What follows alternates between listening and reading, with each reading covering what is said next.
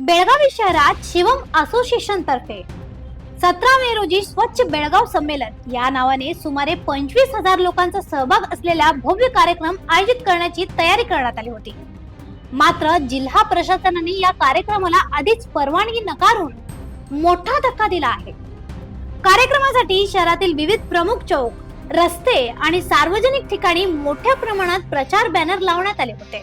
मात्र महापालिकेची पूर्व परवानगी न घेता हे बॅनर लावण्यात आल्याचे स्पष्ट झाल्यानंतर हे नियमभंग असल्याचे अधिकाऱ्यांनी सांगितले आहे. हा कार्यक्रम सरदार मैदानात घेण्याचे नियोजन होते. शहर स्वच्छता अभियानाच्या नावाखाली हजारो लोकांना एकत्र करून मोठा उपक्रम राबवण्याचा उद्देश होता. मात्र आवश्यक प्रशासकीय परवानग्या आणि सुरक्षा नियमांचे पालन न केल्यामुळे जिल्हा प्रशासनाने कार्यक्रमास परवानगी नकारली आहे. त्यानंतर महापालिका प्रशासनाने शहरात अनधिकृतरित्या लावण्यात आलेल्या बॅनर्स आणि फ्लेक्स हटवण्याची मोहीम सुरू केली आहे. महानगरपालिकेने केलेल्या कारवाईमुळे थोडा वेळ तणावाचं वातावरण निर्माण झालं. ಕಮಿಷನರ್ ಅವರೇ ಅದನ್ನ ತೆಗಿತೀವಿ ಅಂತ ಕೂತ್ಕೊಂಡಿದ್ದಾರೆ. ಇದು ಯಾವ ನ್ಯಾಯ? ಕಾರ್ಪೊರೇಷನ್ ಕಮಿಷನರ್ ಸ್ವಚ್ಛತೆ ಬಗ್ಗೆ ಇದು ಇಲ್ವಾ, ಕಾಳಜಿ ಇಲ್ವಾ? ಅದು ಜನ ಬರಲಿ, ಜನ ಸೇರಲಿ, ಸ್ವಯಂ ಪ್ರೇರಿತರಾಗಿ ಜನ ಬರಲಿ ಅಂತ ಅದನ್ನ ಬ್ಯಾನರ್ಗಳನ್ನ ಹಾಕಿ 20 ದಿವಸಗಳ ಮುಂಚೆ ಕಾರ್ಯಕ್ರಮದ ಆಯೋಜಕರಾದಂತಹ ಮಂಜುನಾಥ್ ಅವರು ಹಾಗೂ ನಾನು ಹೋಗಿ ಮೀಟ್ ಆಗಿದ್ವಿ. ಮೀಟ್ ಆದಾಗ ಅವ್ರು ಒಂದೇ ವಿಷಯ ಹೇಳಿದ್ದು, ಸರ್ ಈ ಥರ ಮಾಡ್ತಾ ಇದೀವಿ, ತಮ್ಮ ಬೆಂಬಲ ಬೇಕು, ತಮ್ಮ ಪೌರ ಕಾರ್ಮಿಕರನ್ನ ಸ್ವಚ್ಛತೆ ಅಭಿಯಾನನ ಮಾಡ್ತಾ ಇದೀವಿ. ನಾವು ಎಲ್ಲ ಬೆಳಗಾವಿ ನಗರದಲ್ಲಿ ಸ್ವಚ್ಛತೆ ಅಭಿಯಾನ ಮಾಡೋದ್ರ ಮುಖಾಂತರ ಜನರಿಗೆ ಒಂದು ಅವೇರ್ನೆಸ್ನ ಮೂಡಿಸ್ತಾ ಇದೀವಿ. ದಯವಿಟ್ಟು ತಮ್ಮ ಸಹಕಾರ ಬೇಕು. ಆಮೇಲೆ ಪೌರ ಕಾರ್ಮಿಕರು ನಮ್ಮ ಈ ಒಂದು ಸ್ವಚ್ಛತಾ ಅಭಿಯಾನಕ್ಕೆ ಕಳಿಸ್ಕೊಡ್ಬೇಕು. ಆಮೇಲೆ ತಮ್ಮ ಕಸ ತುಂಬುವಂಥ ಏನು ವೆಹಿಕಲ್ಗಳಿದೆ ಅದನ್ನ ಕಳಿಸ್ಕೊಡ್ಬೇಕು ಅಂತ ಕೇಳ್ಕೊಂಡಿದ್ವಿ.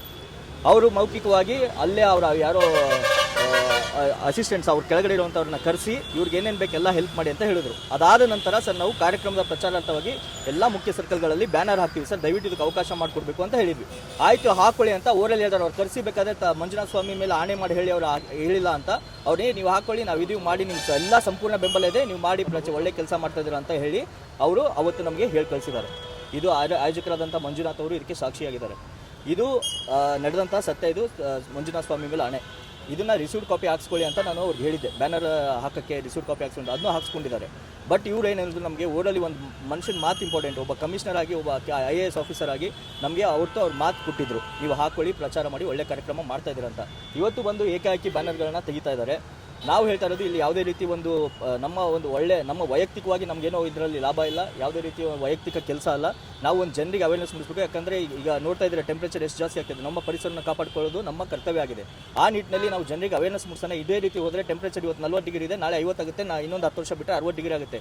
ಜನ ಬದುಕೋದು ಕಷ್ಟ ಆಗುತ್ತೆ. ಎಲ್ಲ ಸ್ವಚ್ಛತೆನ ಕಾಪಾಡಬೇಕು, ಗಿಡ ಮರಗಳನ್ನ ಬೆಳೆಸಬೇಕು, ಸ್ವಚ್ಛತೆ ಮಾಡೋಣ ಅಂತ ಶಿವಾನಂದ ನೀಲನವರವರು ಒಂದು ಆಸೆ ಇಟ್ಕೊಂಡು ಒಂದು ಜನರಿಗೆ ಅಭಿಯಾನ ಮಾಡೋಣ ಅಂತೇಳಿ ಅವ್ರು ಆಸೆ ಇಟ್ಕೊಂಡು ಈ ಕಾರ್ಯಕ್ರಮವನ್ನು ಮಾಡ್ತಾ ಇದ್ದಾರೆ.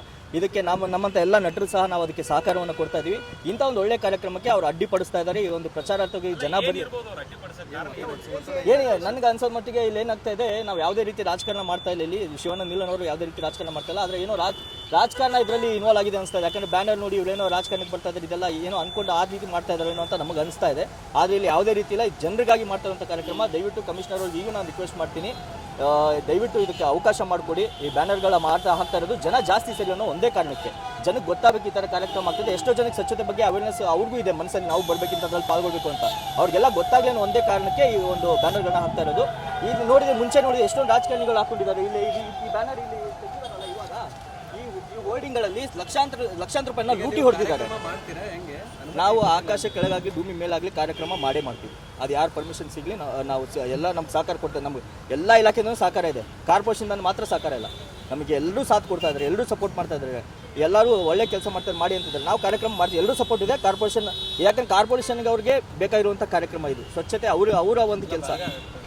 ಸ್ವಚ್ಛ ಇದೆ ಅಂತ ಹೇಳ್ತಿದ್ದಾರೆ ಕಮಿಷನರ್ ಬೆಳಗಾವಿ. ಸ್ವಚ್ಛ ಅದೇ, ಬನ್ನಿ ಒಂದು ರೌಂಡ್ ಹೋಗ್ಬರೋಣ, ಸಿಟಿ ಗೊತ್ತಾಗುತ್ತೆ ಎಲ್ಲೆಲ್ಲಿ ಏನೇನು ಕಸ ಬಿದ್ದಿದೆ. ಇಲ್ಲೇ ನೋಡಿ ಹೆಂಗೆ ಅಲ್ಲಿ ಡ್ರೈನೇಜ್ ಹೋಗ್ತಾ ಇದೆ, ನೀರು ಹೊರಗಡೆ ಬರ್ತಾ ಇದೆ, ಅಲ್ಲೆಲ್ಲ ಕಸ ಬಿದ್ದಿದೆ. ಈ ಥರ ಇಡೀ ಸಿಟಿ ಇದೆ, ಇಡೀ ಸಿಟಿಲಿ ಎಲ್ಲ ಕಡೆ ಆಗ್ತದೆ.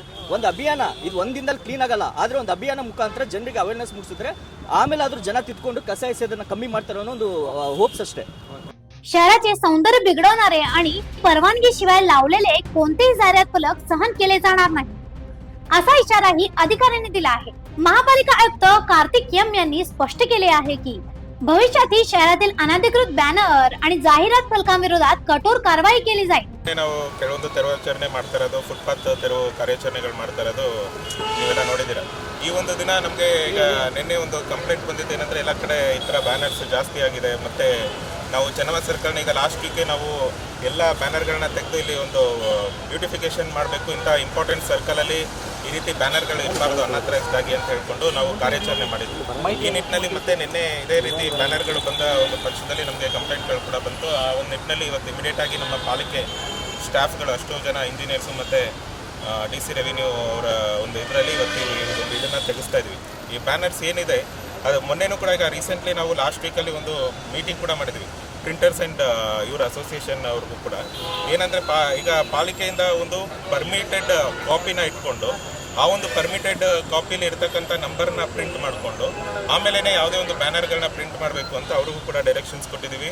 ಇಲ್ಲಾಂದರೆ ಪಾಲಿಕೆಯಿಂದ ಆ್ಯಕ್ಷನ್ಸ್ ತೊಗೋಬೇಕಾಗುತ್ತೆ ಅಂತಲೂ ಕೂಡ ಈ ಹಿಂದೆ ಆಲ್ರೆಡಿ ಒಂದು ಸತಿ ಹೇಳಿದ್ದೀವಿ ಅವರು. ಈ ನಿಟ್ಟಿನಲ್ಲಿ ಇವತ್ತು ಮತ್ತೆ ಚೆನ್ನಮ್ಮ ಸರ್ಕಲ್ನಲ್ಲಿ ಈ ರೀತಿ ಅನ್ಅಥರೈಸ್ಡ್ ಬ್ಯಾನರ್ಸ್ ಏನಿದೆ ಅದನ್ನು ತೆಗೆಸೋ ಒಂದು ಕಾರ್ಯಾಚರಣೆ ಇಲ್ಲ.